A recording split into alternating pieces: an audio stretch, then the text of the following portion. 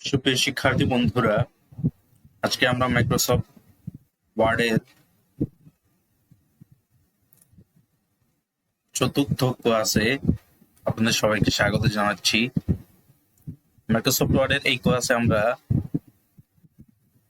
আমরা একটি series video এখানে করতে যাচ্ছি, যেখানে আমরা মাইক্রোসফট ওয়ার্ডের মেনু বারগুলো নিয়ে আমরা বিস্তারিত আলোচনা করব।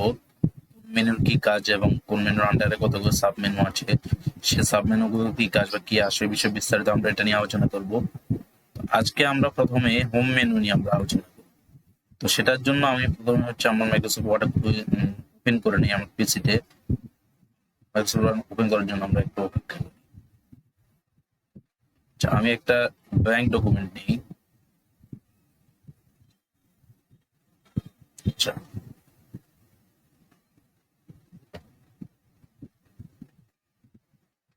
আজকে আমরা কথা বলবো হোম মেনু নিয়ে। তো আমরা দেখতে পাচ্ছি যে এখানে বাই ডিফল্ট হোম মেনু এখানে দেওয়া আছে। হোম মেনুর অধীনে আমরা কতগুলো গ্রুপ দেখতে পাচ্ছি, কতগুলো সাব মেনুর গ্রুপ দেখতে পাচ্ছি, যার মধ্যে প্রথমটাকে আমরা দেখতে পাচ্ছি এখানে ক্লিপবোর্ড। তারপরে যে গ্রুপটা আছে সেটি হচ্ছে ফন্ট। তারপরে যে গ্রুপটা আছে সেটি হচ্ছে প্যারাগ্রাফ। তারপরে যেটা আছে সেটা হচ্ছে স্টাইল। তারপরে আমার এখানে আরো কতগুলো জিনিসপত্র এখানে দেওয়া আছে।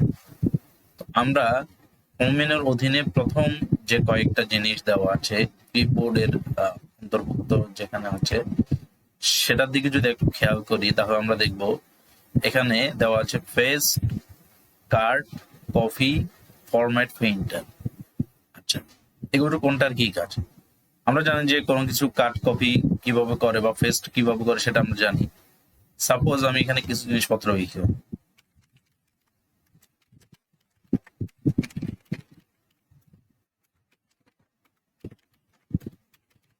আচ্ছা, এখন আমি চাই যে আমার এই জিনিসটাকে কাট করে আমি প্রথম ওয়ান নিই।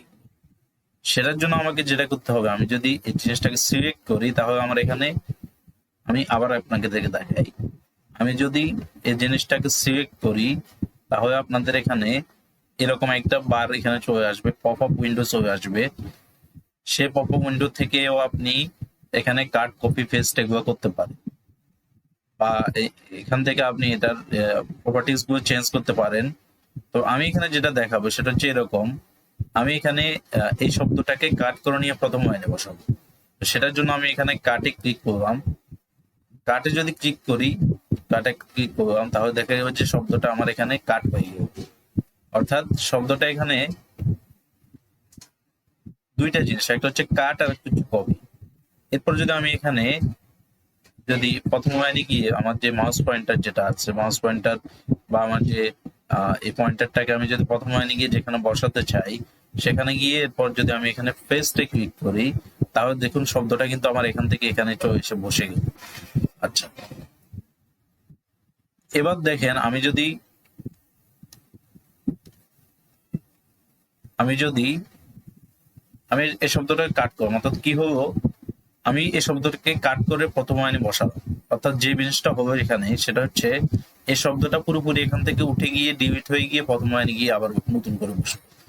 আমি যদি চাই যে শব্দটা আমার এখানে চতুর্থ লাইনে শব্দটা থাকবে এবং প্রথম লাইনে একই শব্দ আমি রাখতে চাই, তাহলে আমি সেক্ষেত্রে কিন্তু কপি ইউজ করতে পারি। আমি যদি আবারও এই শব্দটাকে সিলেক্ট করলাম, এবার যদি আমি কপিতে ক্লিক করি, কপিতে ক্লিক করে দেখা যাবে যে শব্দটা কিন্তু এখান থেকে মুছে যাবে না বা ডিলিট হয়ে যাবে না।